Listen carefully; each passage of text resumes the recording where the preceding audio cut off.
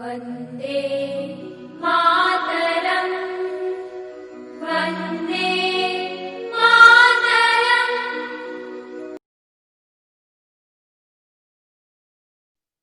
Hello friends, मैं अभी मौर्य आप लोगों का स्वागत करता हूं अपने इस YouTube फैमिली में। आज हम लोग यार अपने भूगोल की जो हमारी क्लास चल रही थी वो हमारा सेकंड पार्ट है। आज ये हमारा सेकंड वीडियो भूगोल एनसीईआरटी जो मैं पढ़ा रहा था उस एनसीईआरटी की, यानी मैंने यार क्या बोला था कि हम लोग यार बेसिक कंप्लीट करेंगे। किसी भी यार कॉम्पिटिटिव एग्जाम को अगर आपको क्रैक करना है तो यार आपका बेस बहुत क्या होना चाहिए, बेस यार हमारा बहुत मजबूत होना चाहिए। बेसिक यार जब यार बेसिक चीजें ही नहीं आएंगी तो यार फिर वो सारी चीजें क्रैक करना बहुत मुश्किल हो जाता है, क्योंकि आगे चल के हम जब स्टैंडर्ड बुक पढ़ते हैं, जैसे हमारी सतीश चंद्र वगैरह हो गई, बाकी अगर क्या बोलते हैं एम लक्ष्मीकांत वगैरह हो गई, पॉलिटी की एम लक्ष्मीकांत हो गई, सतीश चंद्र हो गई, किसमें की हिस्ट्री वगैरह की, ठीक है। भूगोल की अगर मैं बात करूं तो भूगोल के लिए पहले हम लोग यहाँ पे बेसिक कंप्लीट करते हैं, उसके बाद यार हम लोग क्या करेंगे स्टैंडर्ड बुक धीरे धीरे कवर करेंगे, ठीक है। केवल आप लोगों को निरंतरता बनानी है यार, क्या बनानी है, निरंतरता। केवल एक चैनल के साथ आप जुड़ो यार, मैं एक बार नहीं बार बार बोलूंगा, किसी एक चैनल का सहारा लो, क्योंकि यार चार नाव में अगर पांव रखोगे तो कहीं के नहीं रह जाओगे। समय चाहे जितना लगे लेकिन बनना है तो एक के साथ। क्यों? क्योंकि यार इस समय जो समय है आपका, समय बहुत मूल्यवान है। समझ गए? समय जो है हमारा वो बहुत कीमती है यार। इस समय का जो स्टूडेंट लाइफ का जो समय है यार वो बहुत कीमती है। इसलिए हम लोग क्या करेंगे यार, आसानी से धीरे धीरे, हमको ना दौड़ना है न रुकना है, केवल चलते रहना है, ठीक है। न दौड़ना है न रुकना है, केवल चलते रहना है। निरंतरता से क्या करना है यार, चलते रहना है। धीरे धीरे हम अपने मंजिल की ओर बढ़ते चलेंगे, ठीक है। तो उसी में यार हमारी जो एनसीईआरटी की क्लास है उसी को हम लोग आज कंटिन्यू करेंगे, ठीक है। तो उसमें यार हम लोगों ने क्या देखा था, वायुमंडल हम लोगों ने कवर किया था, ठीक है। वायुमंडल कवर किया था यार। वायुमंडल के बाद हम लोग देखेंगे दूसरा हमारा आता है जल, ठीक है। ये सारी चीजें बेसिक है। क्लास 7 की जो एनसीईआरटी है यार, क्लास 7 का लेवल आप लोग जानते हो, एक बच्चे के हिसाब से बुक बनाई गई। क्लास 7 का जो बच्चा होता है वो पूरे साल भर उस बुक को पढ़ता है। और सोचो हम लोग केवल 10 दिन में खत्म करने का इसको निर्णय लिए हैं, एक चैप्टर एक दिन में कवर करेंगे। जो बच्चा होता है वो पूरे साल भर पढ़ता है, ठीक है। तो हमको सारी चीजें नहीं पढ़नी यहाँ से, हमको केवल मेन कंटेंट पढ़ना है जो हमारे एग्जाम पॉइंट ऑफ व्यू से क्या है, महत्वपूर्ण है। उसी को हम लोग यहाँ पे देखने का प्रयास करेंगे, ठीक है।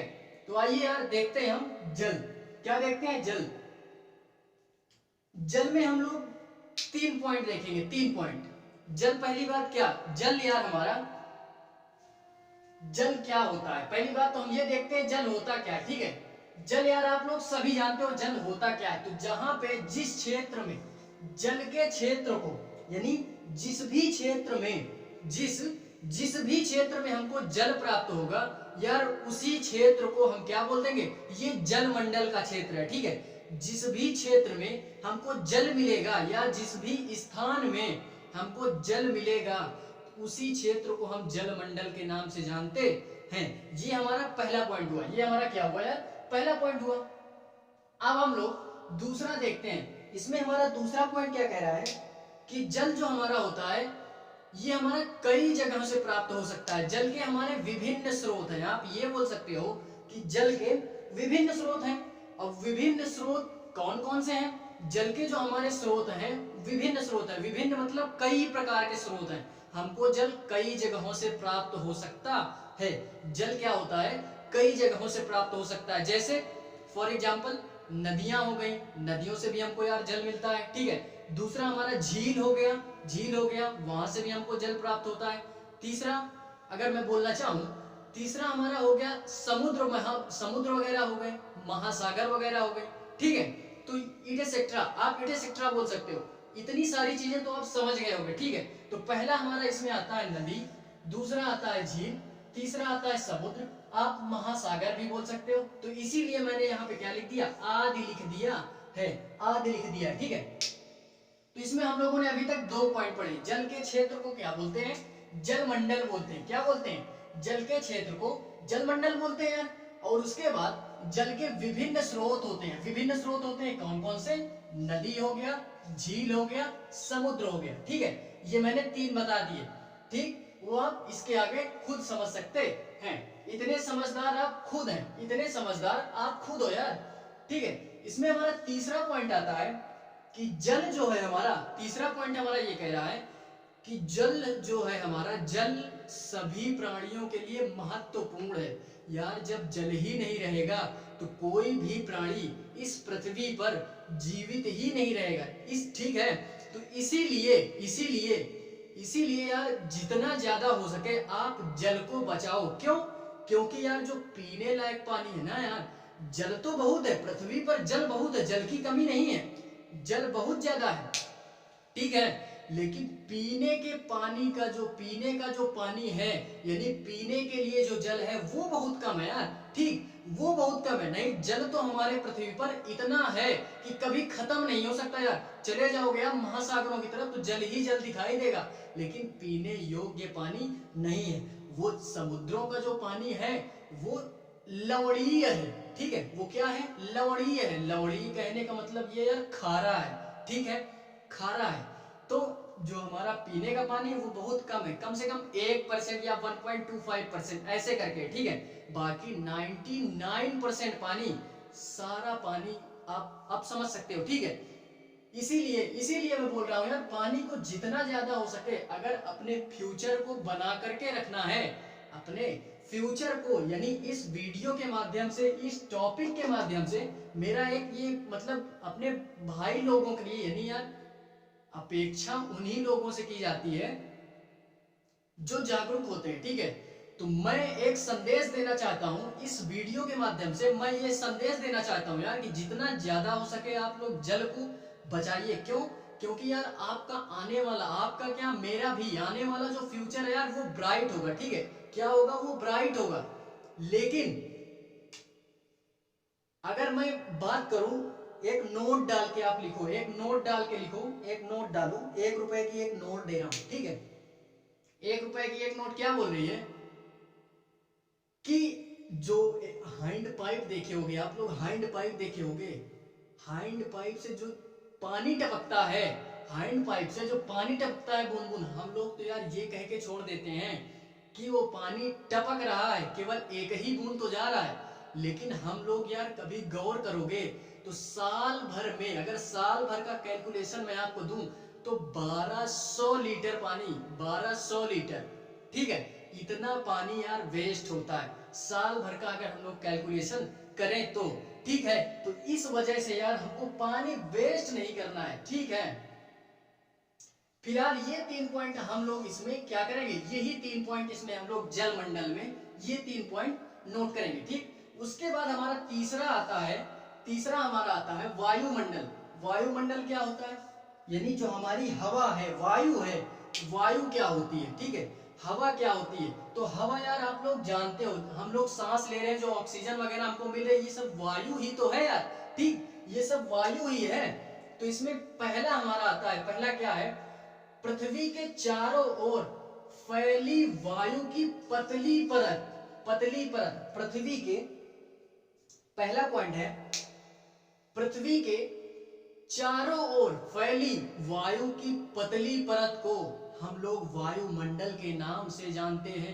हम लोग यार वायुमंडल के नाम से जानते हैं। एक बार फिर बोलना चाहूंगा, पृथ्वी के चारों ओर फैली, पृथ्वी के, यहां पे आप लोग देख सकते हैं, ये हमारी पृथ्वी है, ये हमारी क्या है? ये पृथ्वी है। इसके चारों ओर फैली वायु की पतली परत को, पतली परत को, फिलहाल जब हम लोग आगे जैसे जैसे बढ़ते जाएंगे यार, वैसे वैसे हमारा जो टॉपिक होगा, इस पे एक अलग चैप्टर है। अभी तो हम लोग केवल टॉपिक पढ़ रहे हैं, वायुमंडल, जलमंडल। आगे जैसे जैसे हम लोग बढ़ते जाएंगे, आगे जैसे जैसे हम लोग पढ़ते जाएंगे, चौथा चैप्टर, 5वें चैप्टर में हम लोग इनका पूरा एक चैप्टर पढ़ेंगे, इनका पूरा एक चैप्टर पढ़ेंगे। अभी तो फिलहाल फर्स्ट चैप्टर में ये दिया गया है कि पूरी बुक में, क्लास 7 की पूरी बुक में दिया क्या गया है, वही पहले चैप्टर में केवल बताया गया है। ठीक है, वही पहले चैप्टर में बताया गया है। तो जब हम लोग चैप्टर 4, 5, 6 इस तरह आगे बढ़ते जाएंगे तो उसमें हम लोग डिटेल अध्ययन करेंगे, डिटेल में उनका अध्ययन करेंगे, ठीक है। तो पहली हमारी जो है, पहली क्या है यार, पृथ्वी के चारों ओर फैली वायु की पतली परत को हम लोग क्या बोलते हैं, वायुमंडल के नाम से जानते हैं। क्या नाम से जानते हैं, वायुमंडल के नाम से जानते हैं। दूसरे हमारा पॉइंट है पृथ्वी का गुरुत्वाकर्षण बल। आप लोग सभी जानते हैं, जो मेरे साइंस के बैकग्राउंड के भैया लोग होंगे, साइंस बैकग्राउंड के जो भैया लोग होंगे वो लोग यार ये जानते होंगे कि हमारी अर्थ में एक ग्रेविटेशनल फोर्स है। क्या है, ग्रेविटेशनल फोर्स है, यानी जिसको हम लोग गुरुत्वाकर्षण बल बोलते हैं, ठीक है। हमारे पृथ्वी में गुरुत्वाकर्षण बल है, तभी हम लोग यार खड़े हो पा रहे हैं, ठीक है, नहीं अन्यथा हम लोग खड़े ना हो पाते। कोई चीज हमारी स्थिर ना होती, कोई भी चीज हमारी स्थिर ना होती। चंद्रमा पे हम लोग जाते हैं, चंद्रमा पे हम लोग क्या जाते हैं यार, वो हम लोग नहीं, चंद्रमा पे हमारा क्या है, चंद्रमा पे वहां पे ग्रेविटेशनल फोर्स नहीं है।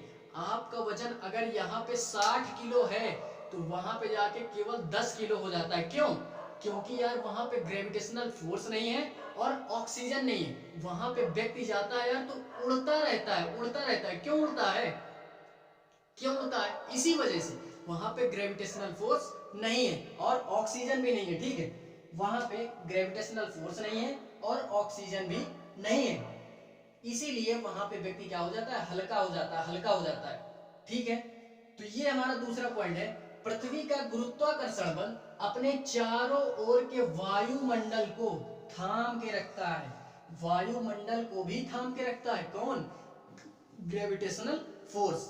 ग्रेविटेशनल फोर्स किसको थाम के रखता है, किसको थाम के रखता है, ग्रेविटेशनल फोर्स वायुमंडल के, वायुमंडल को, वायुमंडल को हमारा जो ग्रेविटेशनल फोर्स है किसका, पृथ्वी का, वो थाम के रखता है किसको, वायुमंडल को। ये हमारा दूसरा पॉइंट हो गया, ये हमारा क्या हो गया, दूसरा पॉइंट हो गया। तीसरा हमारा है, तीसरा हमारा बोल रहा है कि वायुमंडल जो है, वायुमंडल जो है यानी जो वायु है, ये सूर्य से आने वाली हानिकारक किरणों से हमको बचाता है। सूर्य से आने वाली हानिकारक किरणों से हमको बचाता है कौन, वायुमंडल। सोचो, आप खुद सोचो यार, वायुमंडल अगर ना होता, वायु हमारी ना होती तो ये जो पृथ्वी मतलब सूर्य से जो रेज आ रही हैं, ये यार इतना सोचो, जब गर्मी में हम लोग, गर्मी में जब ठीक दोपहर में हम लोग जाते हैं तो इतनी तेज धूप लगती है। सोचो इतनी तेज धूप लगती है, सूर्य हमारा कितना करोड़ किलोमीटर दूर है, तो उसकी रेज इतनी तेज आती है कि गर्मी के महीने में देखते होगे बहुत तेजी में धूप लगती है। हमारा अगर ओजोन लेयर ना होता, ओजोन लेयर क्या है, ये हमारी वायुमंडल की एक परत है, वायुमंडल की एक परत है हमारी ओजोन, ओजोन नाम की। अगर ये ओजोन लेयर ना होती ना मेरे भैया, तो समझ लो कि कोई भी व्यक्ति पृथ्वी पे ना रह पाता। क्यों, क्योंकि यार जो रेज आती वो हमारे सारी ये जो चमड़ी है ना, स्किन है, इसको जला करके रख देती, जला करके रख देती। इसीलिए ये जो हमारी ओजोन लेयर है, ये वायुमंडल की क्या है, वही हमारी वायुमंडल की एक परत है ओजोन नाम की। इसमें भी यार छोटे छोटे छिद्र हो गए हैं। सोचो ओजोन लेयर भी हमारी छिद्रित हो गई है, छोटी छोटी छिद्र इसमें हो गए हैं, लेकिन फिर भी अभी ये अपना काम कर रही है। वैज्ञानिक साइंटिस्ट लोग इस पे अपना काम कर रहे हैं यार, साइंटिस्ट लोग इस पे अपना काम कर रहे हैं, ठीक है। तो यही है, ये यही सेकंड पॉइंट यही बोल रहा है, पृथ्वी का जो गुरुत्वाकर्षण है वो वायुमंडल को थामे रखता है। तीसरा हमारा यही बोल रहा है कि सूर्य से आने वाली हानिकारक किरणों को हमारी क्या है, ये वायुमंडल यानी ओजोन लेयर हमको क्या करता है, बचाता है। तो आई होप यार ये जल के 3 पॉइंट एंड ये वायुमंडल के हमारे 3 पॉइंट आप लोगों को समझ में आए होंगे। फिर भी अगर आपकी किसी भी प्रकार की कोई क्वेरीज है, कोई भी क्वेश्चन है, तो उसको आप प्लीज कमेंट बॉक्स में लिख सकते हैं, ठीक है। कमेंट बॉक्स से आप पूछ सकते हो, किसी भी प्रकार की क्वेरीज आप कमेंट बॉक्स में पूछ सकते हो यार, तुरंत रिप्लाई दूंगा मैं उसका, ठीक है। उसका मैं रिप्लाई देने का प्रयास करूंगा। हाँ, एक बात बोले दे रहा हूँ, ये बेस अगर आपका कंप्लीट हो गया, बेस अगर आप अपना कंप्लीट किए हो हर एक सब्जेक्ट में, तो मैं बोल रहा हूँ यार, मैं बोल रहा हूँ आधे से ज्यादा सिलेबस आपका कॉम्पिटिटिव लेवल का जो होता है यार, वो यहीं से कवर हो जाता है, वो यहीं से कवर हो जाता है। 6 से लेकर के 12 तक की जितनी सारी बुक हैं छोटी क्लास की, उसको अगर आप पढ़ लिए तो आपका समझ लीजिए 40% सिलेबस कवर हो गया। और हाँ, जो ऑब्जेक्टिव हमारा पेपर होता है ना, ऑब्जेक्टिव अगर मैं यूपीएससी की बात करूं, IAS, IPS, UPPSC, BPSC, MPPCS, किसी का भी एग्जाम आप देने जाते हो, मैं कह रहा हूं मेरा केवल वीडियो आप देख के जाओ, वीडियो देख के जाओ, कंफर्टेबल महसूस करोगे। कहां पे एग्जाम हॉल में दूसरों की अपेक्षा, आप दूसरों की अपेक्षा यार बहुत कंफर्टेबल महसूस करोगे। क्यों? क्योंकि यार आपकी सारी चीजें यार, जब नींव मजबूत है तो बिल्डिंग बनाने में किसी प्रकार की कोई दिक्कत आएगी? आप बोलो, जब नींव मजबूत है तो किसी प्रकार की कोई दिक्कत नहीं आएगी। वो आप भी जानते हो, हम भी जानते हैं, ठीक है। इसमें हम लोग 2 पॉइंट और देखते हैं, वायुमंडल में 2 पॉइंट और देखते हैं। 3 पॉइंट हम लोगों ने देखे, 2 पॉइंट और देखते हैं। चौथा पॉइंट हमारा क्या बोल रहा है? वायुमंडल की, अभी अभी हम लोग वायुमंडल की ही बात बोल रहे हैं, ठीक है। अभी हम लोग वायुमंडल की ही बात बोल रहे हैं। वायुमंडल में हम लोग देखेंगे चौथा पॉइंट हमारा क्या है यार, चौथा पॉइंट हमारा क्या बोल रहा है? वायुमंडल में परिवर्तन से, चौथा पॉइंट क्या बोल रहा है कि जब वायुमंडल में परिवर्तन होता है, जब वायुमंडल में परिवर्तन होता है तो उस वायुमंडल के परिवर्तन से ही, उसी वायुमंडल के परिवर्तन से ही हमारे जलवायु में परिवर्तन होता है और मौसम में परिवर्तन होता है, ठीक है। जलवायु में परिवर्तन होता है और मौसम में परिवर्तन होता है। किसके कारण परिवर्तन होता है? जब वायुमंडल में जब परिवर्तन होता है तो उसी के कारण हमारा जलवायु में परिवर्तन होता है और मौसम में परिवर्तन होता है, ठीक है। मौसम में परिवर्तन होता है। तो चौथा पॉइंट आप लोग ये याद रखेंगे। पांचवा हमारा क्या है कि वायुमंडल में कई प्रकार की गैसें पाई जाती हैं। वायुमंडल में कई प्रकार की गैसें पाई जाती हैं। गैस जैसे ऑक्सीजन हो गया, कार्बन डाइऑक्साइड हो गया, ठीक है, इटसेट्रा। आप लोग जानते हैं तो कई प्रकार की ये गैस पाई जाती है। एंड धूल कण पाए जाते हैं, कई प्रकार के छोटे छोटे यार धूल के कण पाए जाते हैं। और उसमें क्या होते हैं, और उसमें क्या होती है? जल वाष्प उपस्थित होती है, जिससे हमारा रिसाइकिल होकर के, ठीक है, रिसाइकिल होकर के, यानी वाटर साइकिल का आप नाम सुने होंगे, तो यानी सुने होंगे तो अच्छी बात है, नहीं सुने होंगे तो और अच्छी बात है। क्यों? क्योंकि वो आगे मैं बताऊंगा, इस वजह से सुने होंगे तो अच्छी बात है, नहीं सुने होंगे तो और अच्छी बात है, ठीक है, क्योंकि हम पढ़ाएंगे उसको, ठीक है। तो हम पढ़ाएंगे तो सारी चीजें देखेंगे हम लोग, ठीक है। धूल कण हो गया और जल वाष्प हो गया। क्या हो गया? जल वाष्प।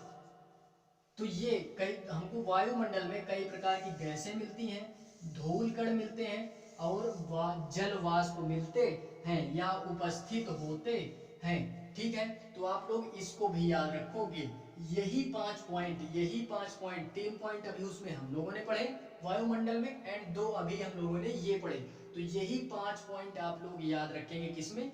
वायुमंडल में। अभी हम लोग केवल बेसिक देख रहे हैं कि पहले चैप्टर में, यानी पूरी बुक में हमको पढ़ना क्या है, पूरी बुक में हमको पढ़ना क्या है। बाकी जैसे जैसे स्टेप वाइज स्टेप आगे हम बढ़ेंगे तो इन सारी चीजों का अध्ययन हम डिटेल में करेंगे। कैसे करेंगे?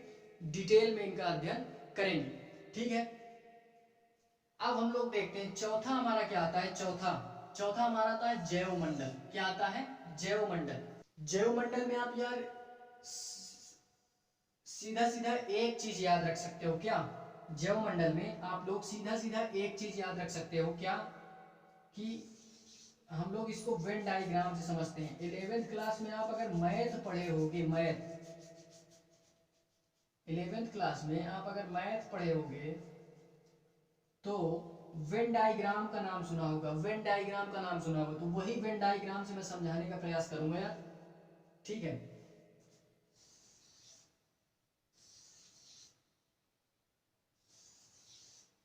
ये हो गया हमारा, ठीक। एक को हम लोग मान लेते हैं क्या, वायुमंडल।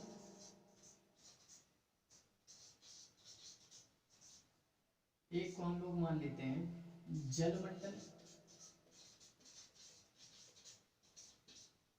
एक को हम लोग मान लेते हैं स्थल मंडल।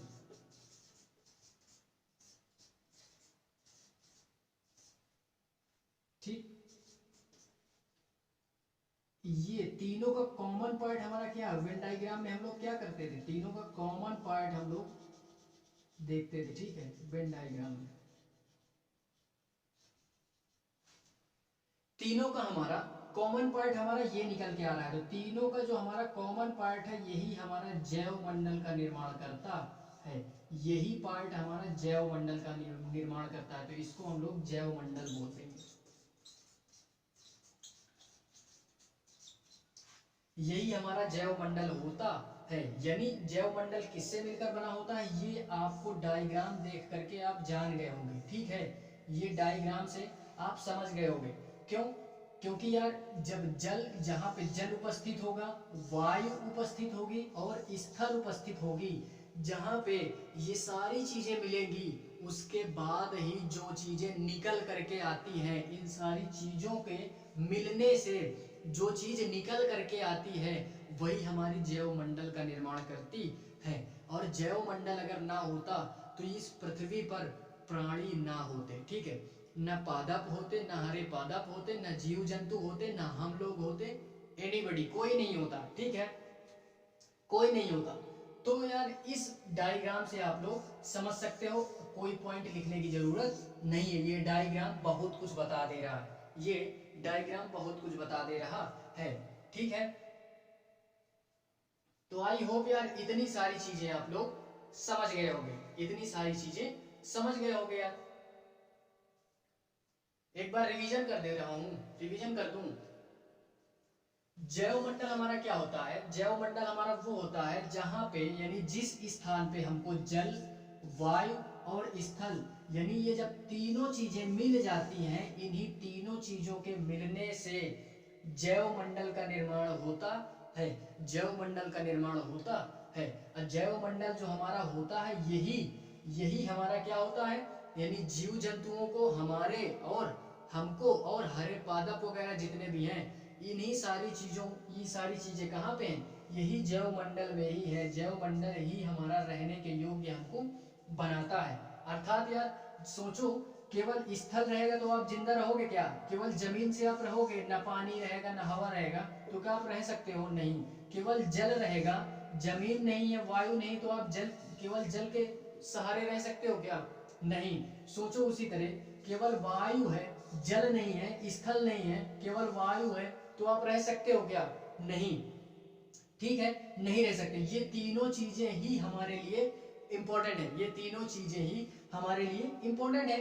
तो यही जब तीनों चीजें मिल जाती हैं, यही तीनों चीजें मिल जाती हैं, ये वेन डायग्राम मैंने इसीलिए बनाया, समझाने के लिए कि ये जो हमारी तीनों चीज होती है, इसी का कॉमन एरिया जो हमारा निकलता है, ये हमारा जैव मंडल का निर्माण करता है।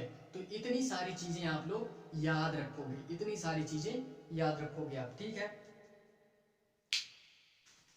इसके बाद यार हम लोग देखते हैं परितंत्र। क्या देखते हैं, परितंत्र। परितंत्र हमारा, परितंत्र क्या होता है, परितंत्र क्या होता है, हम लोग क्या देखते हैं, परितंत्र, यानी जिसको हम लोग इकोसिस्टम बोलते हैं। क्या बोलते हैं, इकोसिस्टम बोलते हैं। इकोसिस्टम हमारा होता क्या है, पहली मैं अपने लैंग्वेज बता रहा हूँ, उसके बाद बुक की लैंग्वेज में हम लोग देखते हैं। यानी ऐसा तंत्र, ऐसा तंत्र जिसमें सभी जीवधारी आपस में एक दूसरे के साथ क्या करते हैं, परस्पर क्रिया करते हैं। और कैसी क्रिया करते हैं, भौतिक रूप से और रासायनिक रूप से। यानी पर्यावरण में भौतिक रूप से और रासायनिक रूप से सभी जीवधारी आपस में क्रिया करते हैं, जहां वो निवास करते हैं, जहां वो निवास करते हैं, ठीक है। तो ऐसा तंत्र जिसमें सभी जीवधारी आपस में एक दूसरे के साथ क्या करते हैं, क्रिया करते हैं, परस्पर क्रिया करते हैं। और क्रियाएं कैसी करते हैं, भौतिकली यानी फिजिकली एंड केमिकली, फिजिकल रूप से एंड केमिकली रूप से वो लोग आपस में क्या करते हैं, क्रिया करते हैं। और ये क्रिया कहाँ करते हैं, ये क्रियाएं वे लोग कहाँ करते हैं, जहां वे निवास करते हैं, ठीक है।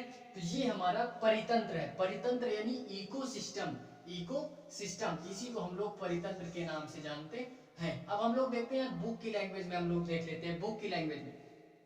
ऐसा तंत्र जिसमें समस्त जीवधारी आपस में एक दूसरे के साथ पर्यावरण के उस भौतिक एवं रासायनिक कारकों के साथ आपस में परस्पर क्रिया करते हैं, जिसमें वे निवास करते हैं। खैर वही बोल रहा है जो अभी मैंने बोला, वही है यार, वही है, वही है, ठीक है। तो ये परितंत्र है हमारा, आप लोग इसको भी साइड में याद रखोगे, ठीक है। इसके बाद आप लोग एक नोट और डालो, एक नोट और डालो। उस नोट में क्या करोगे, उस नोट में आप ये डालोगे कि पर्यावरण दिवस कब मनाया जाता है। पर्यावरण दिवस 5 जून को मनाया जाता है। ये जीके में भी क्वेश्चन पूछ सकता है, और यार इसमें जियोग्राफी में तो पूछ ही सकता है, ठीक है। ऑब्जेक्टिव में केवल टिक मारने वाले में, ठीक है। ऑप्शन दे देगा 5 जून, 7 जून, 8 जून, फिलहाल वो समझ रहे हो आप, ठीक है। इस तरह दे देगा और पूछ लेगा ऑप्शन ए सही है, ऑप्शन बी सही है, ए या बी, या तो एक या तो बी, ठीक है। इस तरह ऑप्शन करके दे देगा यार। आप अगर पढ़े होगे तो कर दोगे, नहीं करे होगे, नहीं पढ़े होगे तो फिर यार आपको ईश्वर ही संभाल सकता है। ईश्वर के भरोसे आप बैठ सकते हो वहां पे, ना कहो यार करवा दे, ना कहो करवा दे, ठीक है। तो विश्व पर्यावरण दिवस 5 जून को मनाया जाता है, और ये डिसाइड कब किया गया कि 5 जून को ही मनाया जाएगा। तो 5 जून 1972 को, 5 जून 1972 को एक इंटरनेशनल में क्या हुई थी, इंटरनेशनल एक सम्मेलन हुआ था, जिसमें हर जगह के लोग आए थे, हर जगह के व्यक्ति आए थे, ठीक है। उस सम्मेलन का नाम है हमारा स्टॉक होम सम्मेलन। क्या नाम है, स्टॉक होम सम्मेलन। तो आप लोग सम्मेलन का भी नाम याद रखोगे, ठीक है। स्टॉक होम सम्मेलन, ये हमारी मीटिंग हुई थी एक प्रकार से इंटरनेशनल लेवल पे ये मीटिंग हुई थी हमारी। तभी से वहां डिसाइड किया गया 5 जून को हम लोग विश्व पर्यावरण दिवस मनाएंगे, विश्व पर्यावरण दिवस मनाएंगे। तो आई होप यार इतनी सारी चीजें आप लोगों को समझ में आई होंगी, इतनी सारी चीजें आप लोगों को समझ में आई होंगी। यहाँ से हमारा जो फर्स्ट चैप्टर था वो कंप्लीट होता है, फर्स्ट चैप्टर हमारा कंप्लीट होता है, ठीक है। तो इतना आप लोग याद रखोगे, इतना आप लोग याद रखोगे। फिलहाल के लिए यार, आज के लिए बस इतना ही, मिलते हैं नेक्स्ट वीडियो में, तब तक के लिए धन्यवाद।